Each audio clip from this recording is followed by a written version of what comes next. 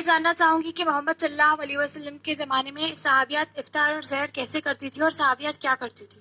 وعلیکم السلام ورحمۃ اللہ وبرکاتہ. بہن نے بڑا اہم سوال کیا ہے ماشاءاللہ.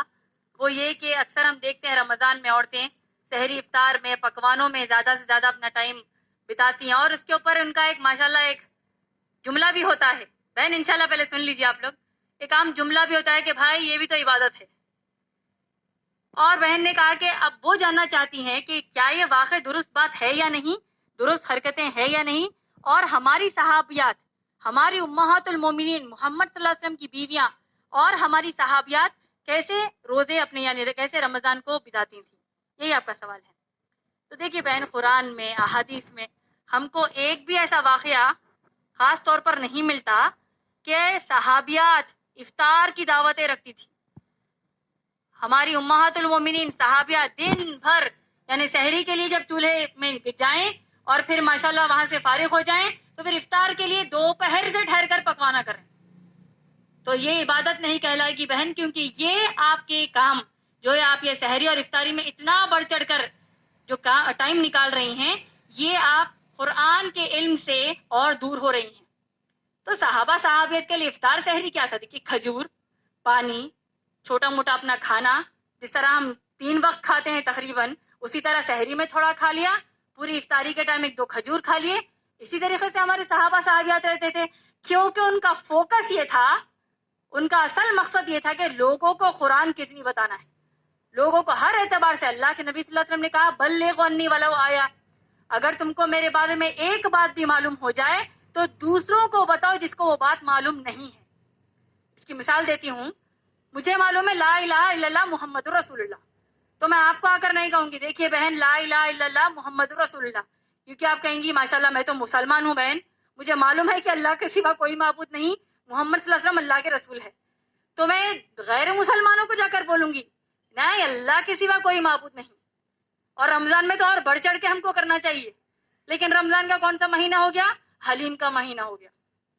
غیر مسلمان کو رمضان میں آپ دیکھیے بے شمار سائٹس پہ دنیا بھر میں رمضان کا مہینہ جب آتا ہے، غیر مسلمانوں کو افسوس کی بات ہے ہم سب پر کہ ان کو قرآن کا تصور کیسا ہے؟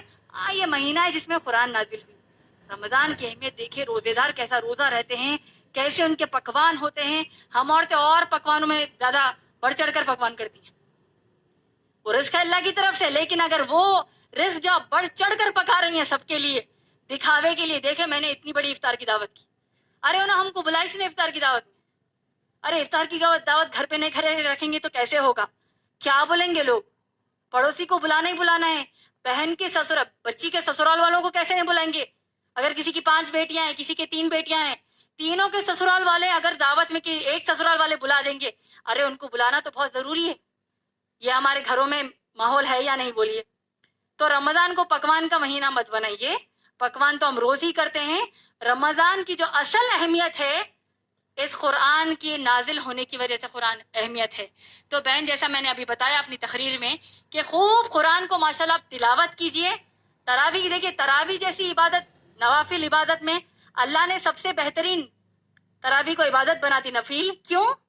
کیونکہ اس میں قرآن کو مکمل سننے کا موقع مل رہا ہے. نماز جیسی عبادت کو اللہ نے کلمے کے بعد سب سے بڑی عبادت اللہ نے بتائی، کیونکہ اس میں ہم قرآن مجید پڑھتے اور سنتے ہیں. تو گویا کہ بہن اگر ہم اپنا وقت سحری بنانے میں خوب جو ٹائم لگا رہے ہیں، دعوتوں میں کر رہے ہیں، ہم شاپنگز میں گوا رہے ہیں، تو ہمارے اتنا بڑا بے وقوفہ دنیا میں کوئی بھی نہیں ہے. کیونکہ اللہ نے اتنا پیارا مہینہ دے دیا. تو ہم میں سے آج انشاءاللہ آج یہ عہد کر لیجئے کہ ہم میں سے کوئی بھی جبرائیل علیہ السلام کی اس بد دعا میں ہم شمار نہ ہوں. آمین. جس میں جبرائیل علیہ السلام نے کہا کہ اللہ کے اس بندے کو جب رمضان عطا کیا گیا اور اس نے اللہ سے مغفرت نہیں کروا لی تو اللہ کی اس پر لعنت ہو. اللہ کے نبی صلی اللہ علیہ وسلم نے آمین کہا بہن. تو ہم نہیں چاہتے کہ ہم اس بد دعا میں شمار ہوں، کوئی بھی نہیں چاہتے ماشاءاللہ.